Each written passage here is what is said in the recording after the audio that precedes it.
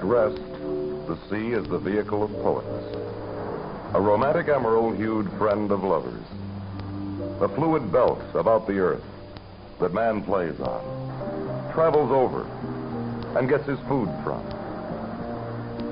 But once aroused, the sea is an awesome force that man has yet to really conquer when regaled in all its fury. And by its very unpredictableness, the sea has become one of more heroic man's favorite adversaries. He challenges it by sailing across, rowing over, running underneath, or flying above this majestic element of God.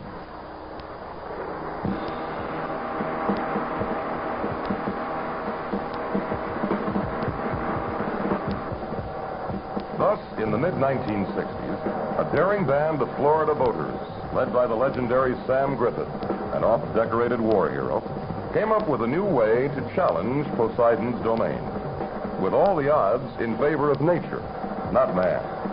They call it ocean powerboat racing. It had been tried before, but never like they planned to do it. Among the group were millionaires, mechanics, and even housewives, all willing to risk their health and wealth in the sport.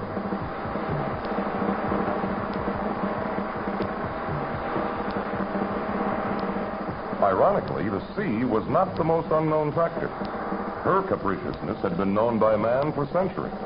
It was himself and his nautical trespasser, the boat, that was the driver's big question mark. Could man soar and crash over the open ocean at high speed and survive? In those days, boats were made from wood and weren't designed for mile-a-minute speeds in mixed seas. Engines on hand were even more doubtful, unused to being pummeled about at high speed for hour after hour in an oft-vengeful ocean.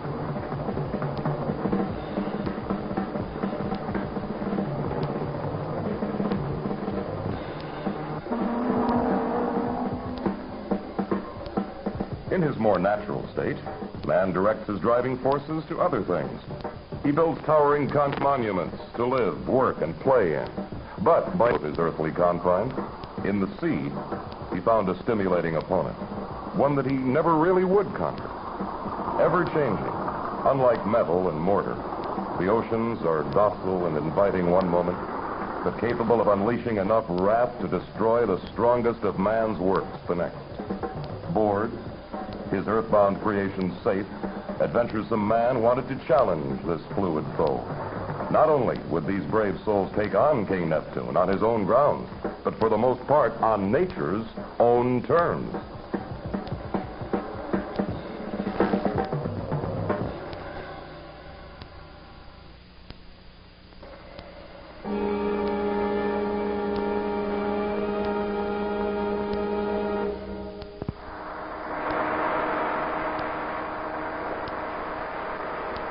Today, if any one person symbolizes the rugged sport of ocean powerboat racing, it must be Don Aronow. Like his offshore machine, he's big and tough. The front runners must take chances that lesser men would shy away from. Crashing over seas, sometimes steep 10 to 12 feet high, at speeds nearing 80 miles an hour, is not the fair. Don has escaped 6 major motorcycle crashes, 2 auto accidents, an airplane crash, and a dozen high-speed boat mishaps. In short, he's battle-tested. If you expect to beat the likes of men like him in a sport like ocean powerboat racing, you'd better have guts, strength, and skill, and luck. All of us enjoy faster, safer pleasure boating because of their daring do in the lonely arenas of the world's oceans.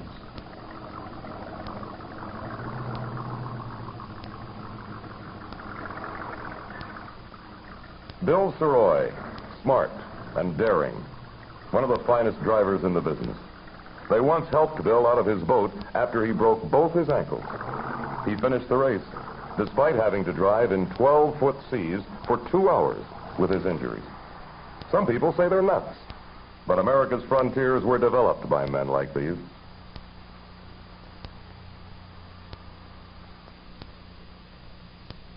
Don Aronow, a legend in his time.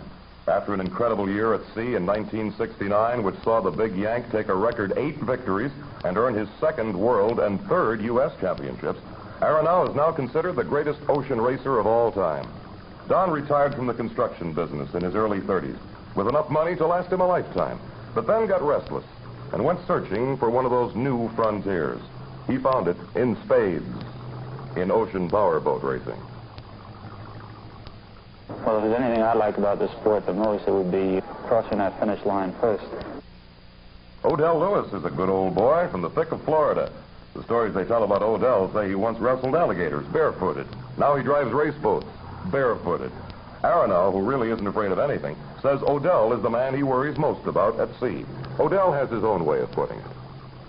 If you have to push or something, I'm capable of pushing it. Don Pruitt is from Texas. After winning a Silver Star as a machine gunner in Korea, Don looked for something exciting to do. He tried racing cars and motorcycles, but settled on ocean powerboat racing. He once leaped overboard in shark-infested waters to change a prop. 3 swam nearby, but his crew never said a word to their hero. They wanted him to get done so they could get back into the race. I don't worry about fish, but I worry about sharks.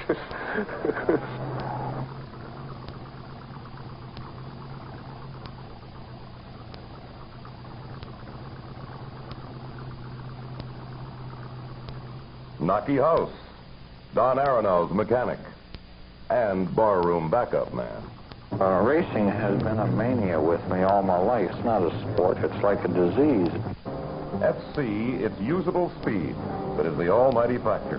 How fast can a boat go in rough water and keep its crew in one piece? When it all began back in 1956, of the 3 basics, man, engines, and hull, only man seemed ready. The engines were for the most part converted auto power plants. The boats were at best rough riding when they didn't break up. Now we have plenty of engine power, and the hulls are in the 80-mile-per-hour class. Now we worry about man. The front runners play a nautical Russian roulette, traveling so fast they constantly court disaster. For the past 3 years, the top engine used by the ocean racers has been the Mercruiser stern drive. Boats powered by stern drive inboards win most of the big races.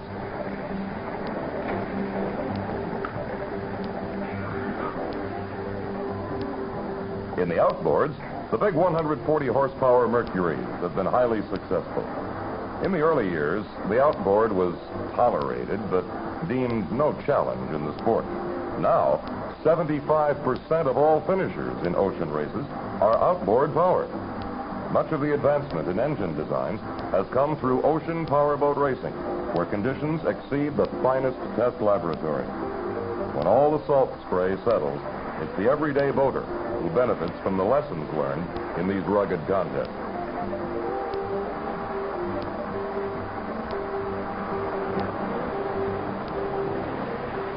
Sometimes the technical progress outstrips the minds of men, and they ban what they cannot cope with. Thus, the incredible gas turbine-powered ocean racer that startled the marine world when it won its first race by 50 miles in 1966 and was victorious in several more sea wars with the veteran Odell Lewis at the controls was ruled illegal, a sad demise for the greatest offshore machine ever built. Some say that Odell and his mad machine sounded like a jet lost at sea. The magic combination today in ocean powerboat racing is the deep V hull, mated to a pair of big stern-drive gasoline engines. The Americans prefer fiberglass boats, while some European drivers still drive wooden craft.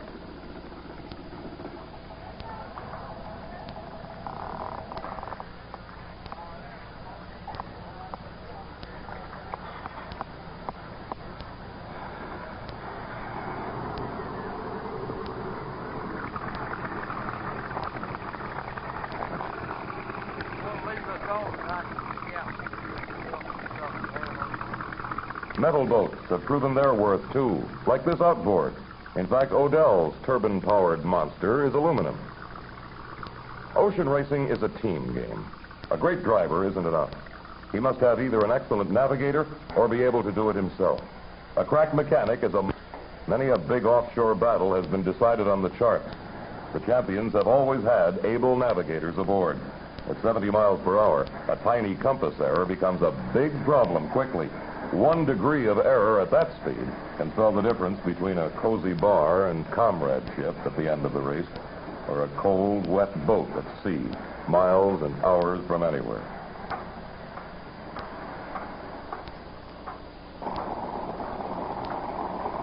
Safety gear is a must, too. Everything from flashlights to radar reflectors. In fact, one female team even included makeup, and a French cognac firm provides each boat with a flask. Medicinal purposes, of course. But then again, a crew does have to survive at sea. The boats are also carefully inspected before each race. Some teams even fly over the course beforehand and take a first-hand look from the air, looking for shortcuts, reefs, and sandbars. The Bahamas' crystal clear waters are deceptive. They usually look flat calm from above.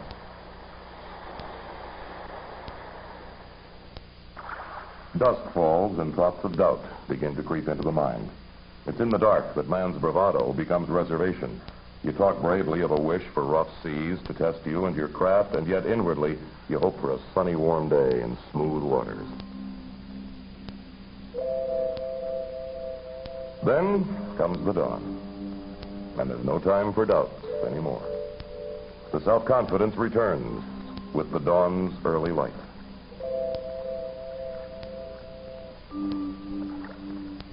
Driver and crew hurriedly check and recheck the equipment.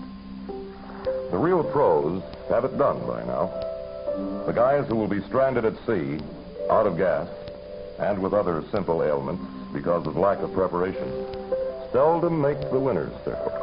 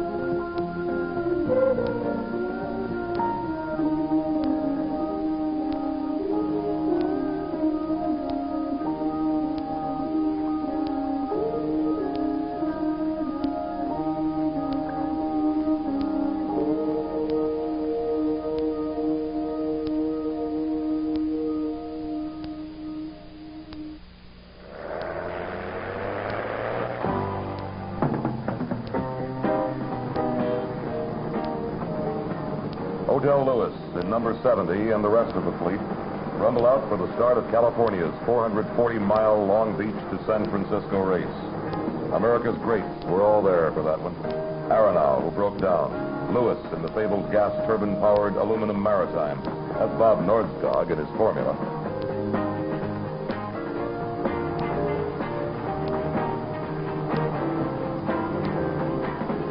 Here comes Aronow.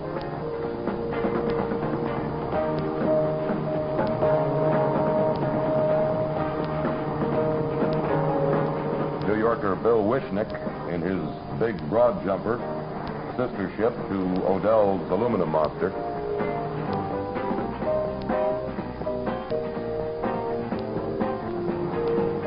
And Cooper's Spooky, and that's Darrell sitting out there in the wet.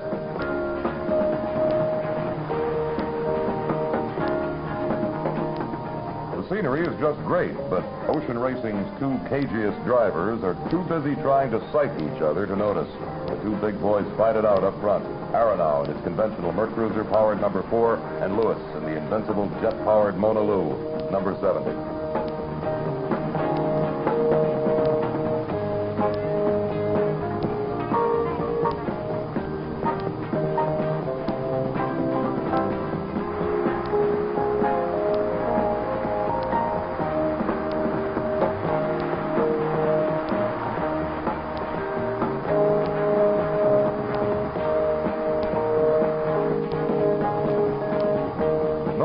dog rides better than most.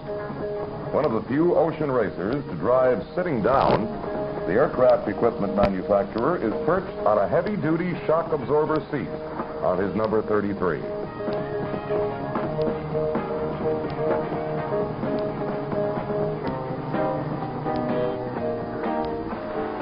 The pace begins to tell. Boats drop out.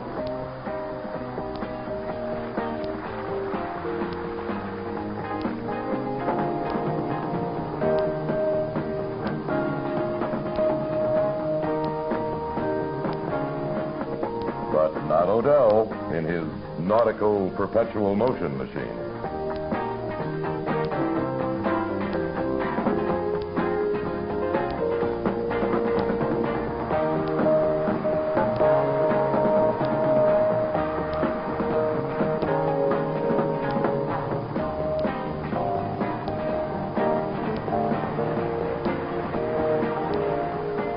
Bill Saroy charges on. Bill is probably the best all-around race driver in the world. He pilots ocean racers, marathon boats, and hydroplanes equally well.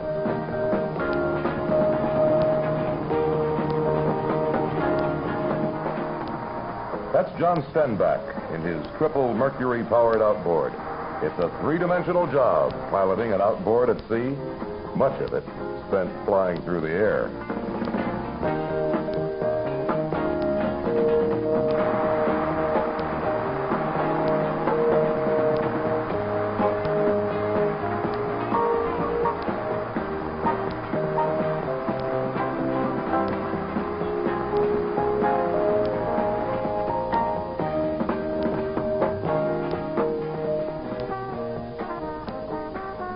Some ocean racers use ballast tanks. Others take advantage of trim tabs to try to soften the incredibly hard knocks of the ocean. But both slow a boat down. Spooky's tail gunner, Jenkins, is getting enough kicks to last 3 lifetimes. The route of the Long Beach to San Francisco race is one of the most beautiful of any of the leading world offshore events. But the only thing that the race boat crews will notice is that parts of it take place past sheer stone cliffs, blocking any easy way to shore and help. Don Aronow and his co-driver Naki House remember part of the scenery, the part that dropped out of the sky on them.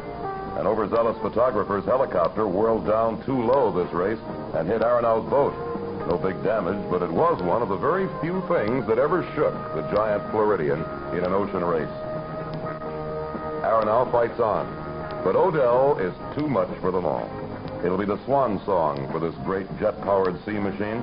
Its final performance is so devastating as to move the sanctioning bodies of the sport to outlaw the most revolutionary offshore racer of all time.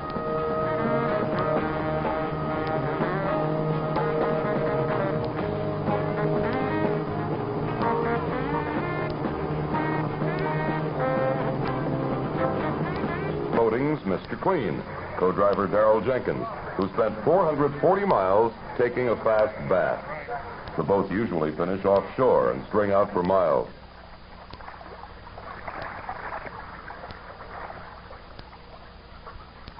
The people on the docks have no idea what it's like out there.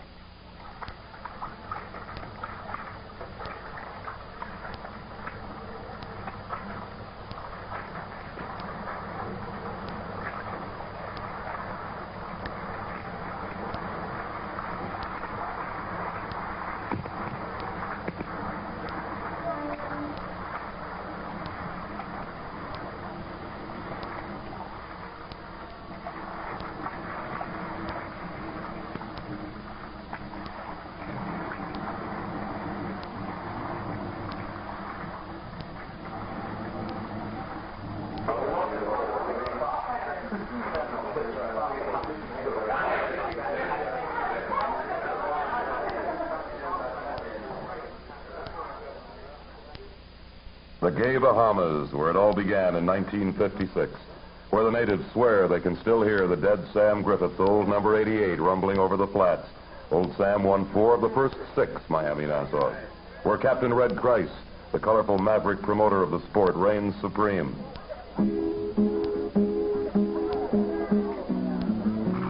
Plenty of sun, fun, and partying here, and some of the world's most fierce ocean powerboat racing takes place in the beautiful island. But it's not all partying for everybody. The mechanics sweat and toil down in the bilges, while the heroes have the fun. But then if you work hard and keep your master's boat running, you can come back again. So you can sweat and toil in the bilges again. The mechanics work a lot like the old shade tree auto mechanics. Sort of scratch and think and experiment.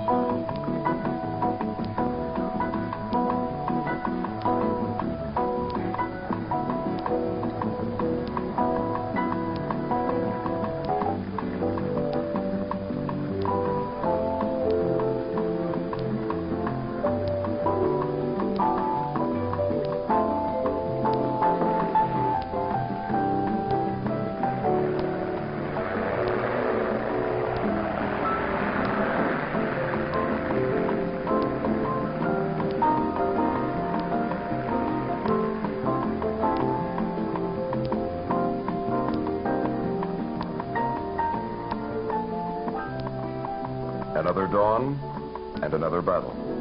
It'll be the last time the crews will get a chance to stretch their legs for hours. Before nightfall, dozens of boat crews will be struggling to overcome all sorts of mishaps at sea. Nassau Race Control, come in, please. Big Bamboo, back to Nassau Race Control, go ahead. Big Bamboo, Nassau Race Control. We are still unaccounted for through your station, Raceboat 199 and Raceboat 333. Is that affirmative? That is Roger, that is Roger. 80 is back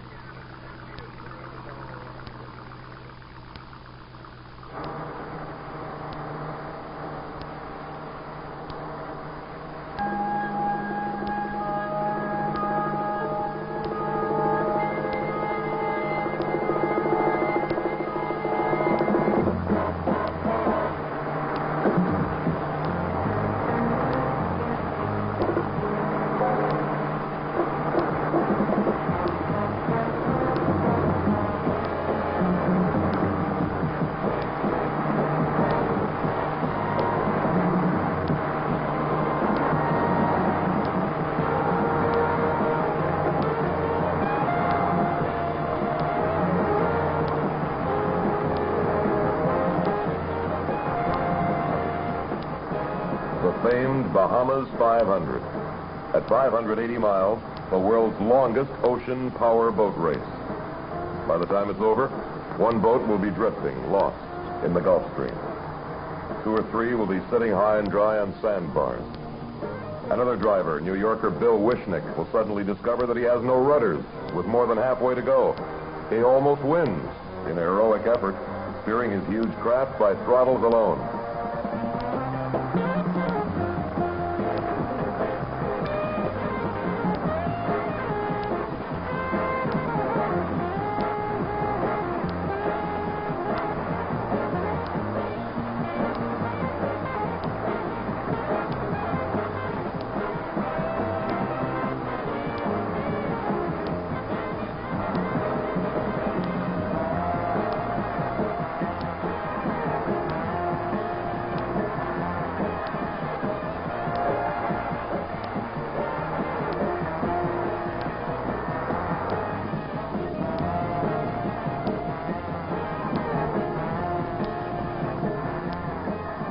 And at Nassau, the midway point, no less than the famous prize fighter, the late Rocky Marciano, will inform his friend and fellow crewman, driver Dick Gent, that he's glad the race is over. Then he'll announce to whoever wants to hear that whether it is or not, 6 mules and all the king's men won't get him back into that leaping ocean monster again. And even the best have their problems. Aronow's ballast tank failed him 100 miles out, and the rest of the trip is spent flying stern downward and bow heaven bound.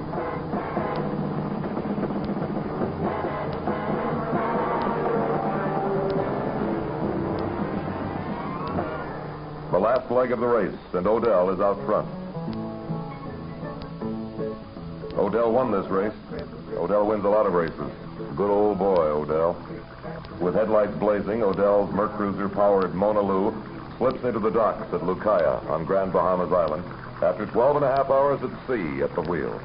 The old Florida country boy winds up with his shoes off.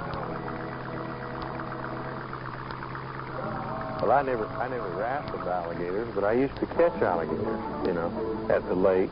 With a light at night, we'd ease up behind them, and you'd lean over the side of the boat and grab them around the neck, you know, and put them in the boat.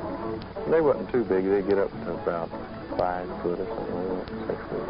And it's quite hard to hold a 5-foot alligator, grab him around the neck. Damn hard.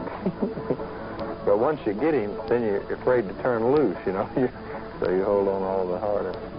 Good old boy, Odell. Tough on alligators. And other drivers, too. 63 boats started that day. Only 16 were able to finish.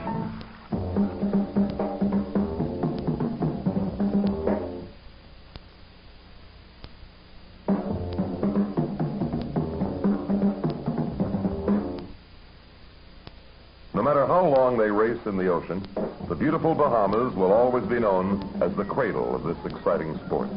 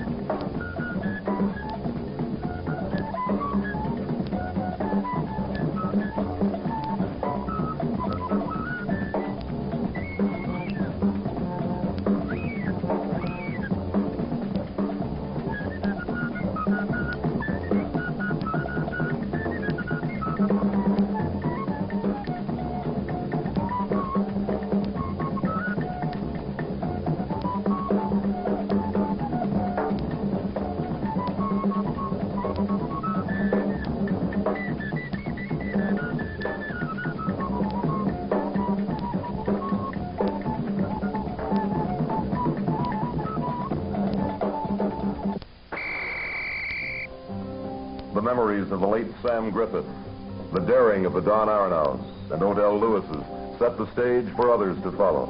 They race all over the world now, in Europe, off Africa, South America, on the U.S.'s west coast, even in Australia. But it's hard to beat the warm waters of the Caribbean, where it all started. Once you could race in the World Offshore Circuit with a few $1,000s, a modified pleasure boat, and a friend who was a mechanic. Now, you have to have a good travel agency, an ace mechanic, an exotic 75-mile-per-hour boat, plus about $250,000. And when you sink a modern ocean racer, it's goodbye to $30,000. and no insurance. After the early spring races in the U.S. and Bahamas, the offshore circuit moves to Europe, where they really love their speed sports.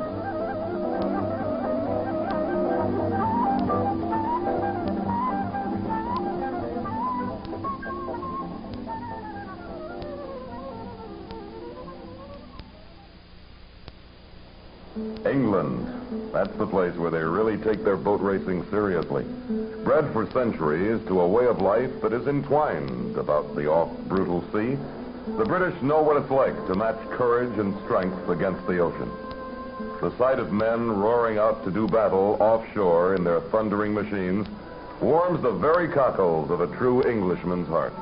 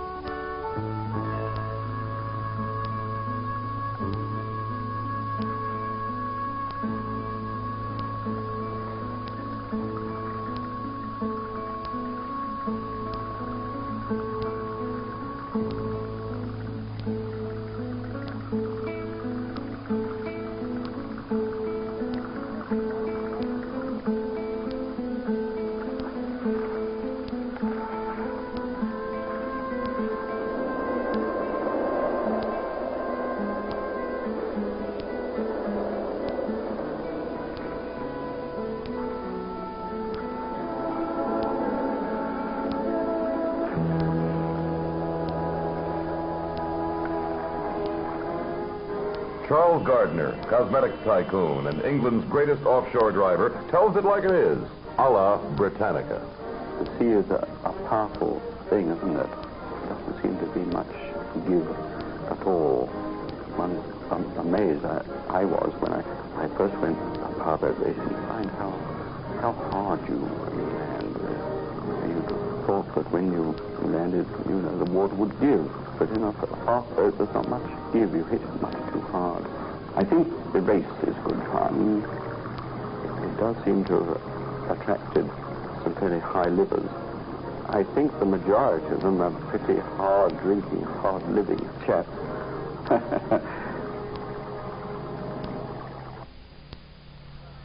Upper Fox, celebrated naval architect, personifies the British love of the sea. His sea shanties are a fitting way to start an English race. Australia, my lads, is a mighty fine place. Heave away, and to go there, my lads, is no disgrace. We're bound for Australia. Heave away, my bonny, bonny boys. Heave away, and don't you make a noise, for we're bound for Australia.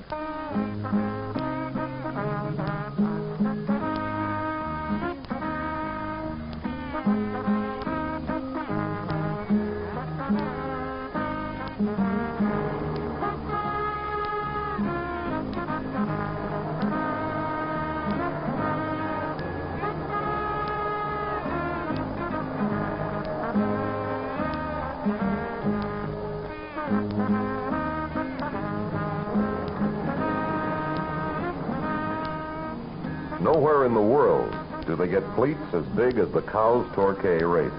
Last year, some 70 boats lined up for this start. And those English seas are something else. Wet and cold and rough. You ask the Yanks. It can be one of the foulest corners in Europe. You've got tremendous tides. It goes up to 5, probably 6 knot ebb on a spring. And there's a terrific shelf there. If you get any wind against it, golly, you get some waves. And that can be as flat as a pancake. And yet again, it can be all hell let loose. It's difficult to say. It doesn't always work according to plan. It's quite a rugged passage. I've seen worse seas there than I've ever encountered anywhere.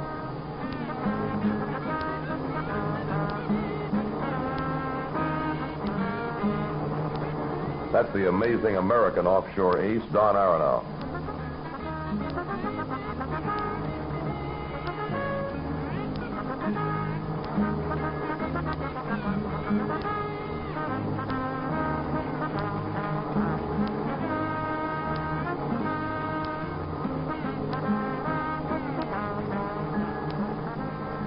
And here's one of the British greats in a spear-nosed design that has become a trademark of the European hulls.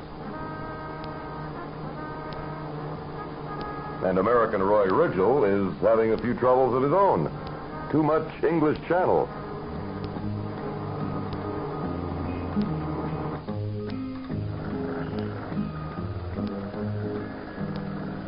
The most miserable part of a race is when you break down. You have to make the nearest port on one engine or be towed on no engine.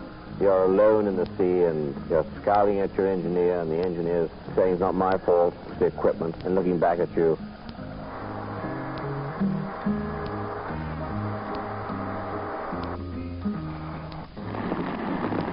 You can burn up a lot of money in an ocean powerboat race.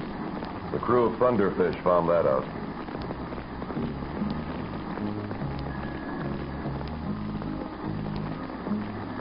And fire at sea claims yet another victim.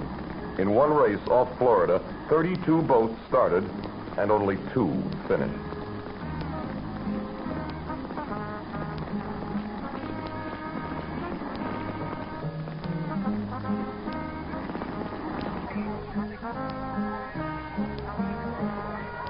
People here are very sport conscious. They're a maritime nation. They like seeing boats going fast. They like seeing people trying to go through biggish waves. During the race, close on 1 million will see the race. Unused to such personal attention in the States, one American driver thought that he'd run into a seashore uprising when he pulled into the docks in a Cow's Torquay race.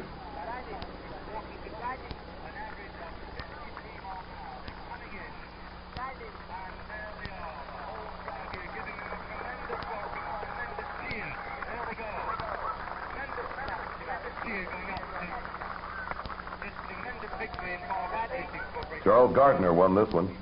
He's won quite a few in Europe, but none in the Western Hemisphere.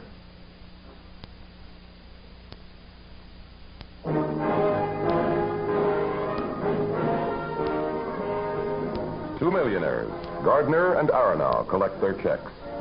Don was second in an outboard this time. They even got Don to put on a jacket for this one.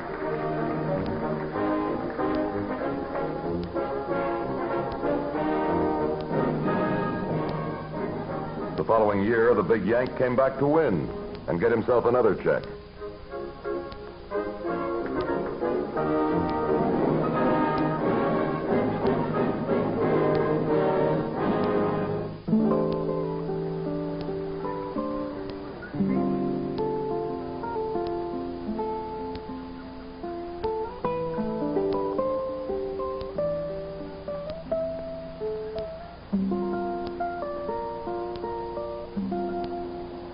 Naples, Italy. It sure got its share of lumps in World War II. What with the Germans shelling it, then the Americans blasting it, and then the Germans again. But now the people would rather look forward to a boat race than backward to sadness. The Yanks say you have to race in Italy to really believe it. They just do things differently here.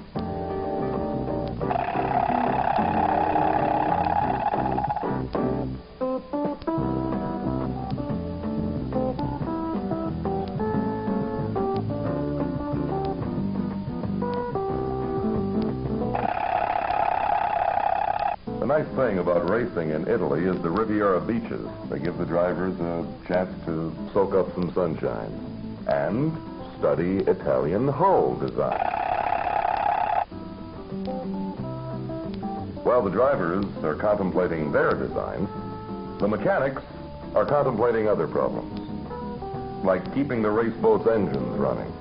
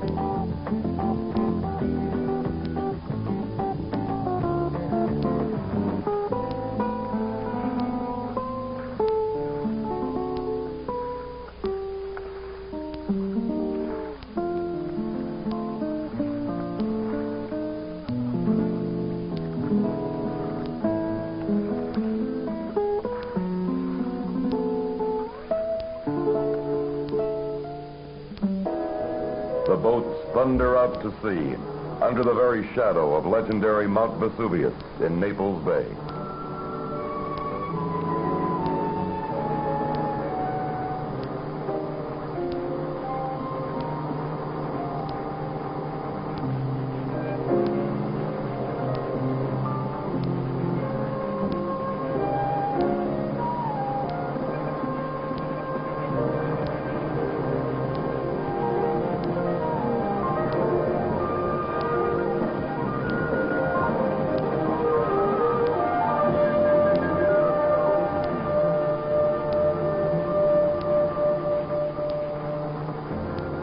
This one was really calm. American Don Pruitt swears he fell asleep in a race like this.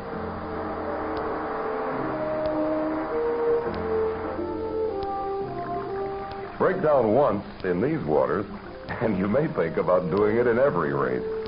Helping hands and pretty girls swarm about the helpless boat. The Italians and Americans have always gotten along.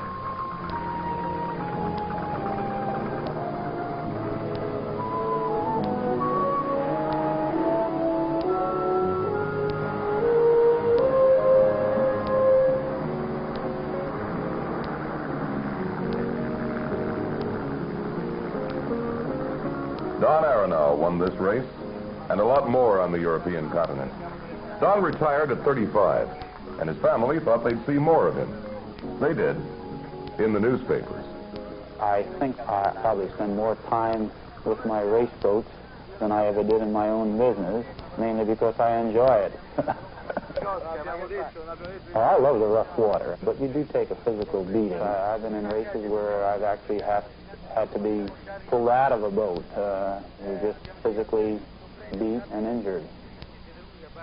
Well, I've had in some of my boats broken nose, one, broken ribs in another, broken shoulder in another, broken leg in another.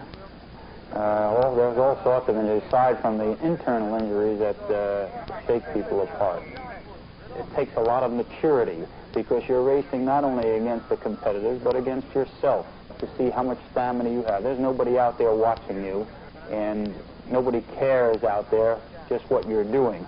So you have to race against yourself and try to judge just how far you can go yourself.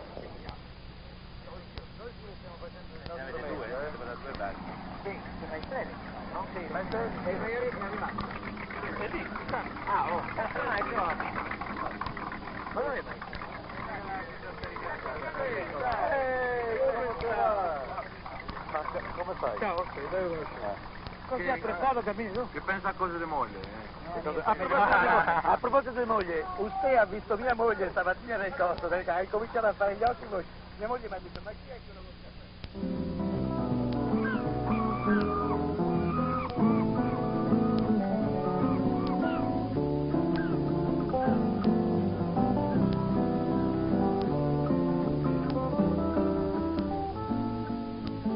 Traveling to the Mediterranean is special for boats and racing, because that's where it all began. In our Western civilization, there's a 5,000-year history of boats and men against the sea. It's the setting for probably the greatest boat story of all, the Odyssey.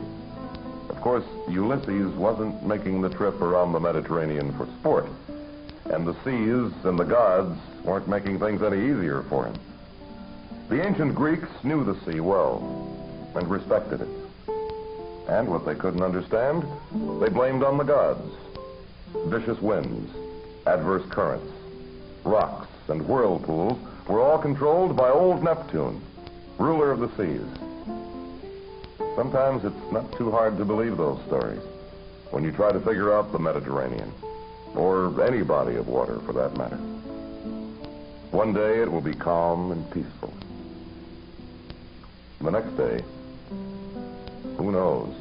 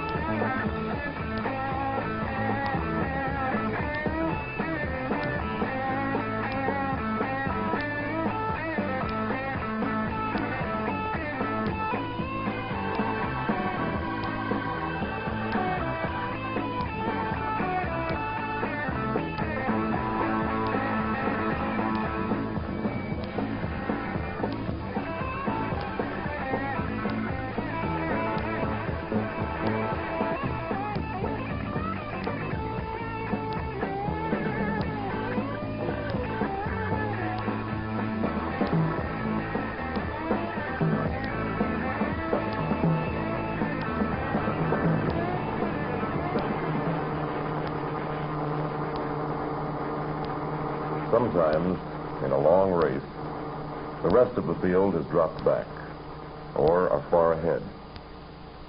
The sea has flattened out a bit. It does that sometimes, when darkness nears. The water is filled with reflections and strange abstractions of light colors. Everything is wild and unreal. The boat, like a giant sea chariot of fiber and metal, runs screaming across the shining ocean, reaching sunward and flat out. And these are moments when an ocean racer feels completely free. And suddenly it's worth all the expense and punishment. This is the reward of true adventure. And if you're lucky, all your yesterdays get mixed up with tomorrows. And you're alone and free. The sea is one frontier that men in small boats will never conquer. That's the lure. That's why men rise to challenge such a foe. Where else can man meet an adversary who will pummel him to death one minute, then romance him the next? Ocean powerboat racing is an exciting love affair between man and his element.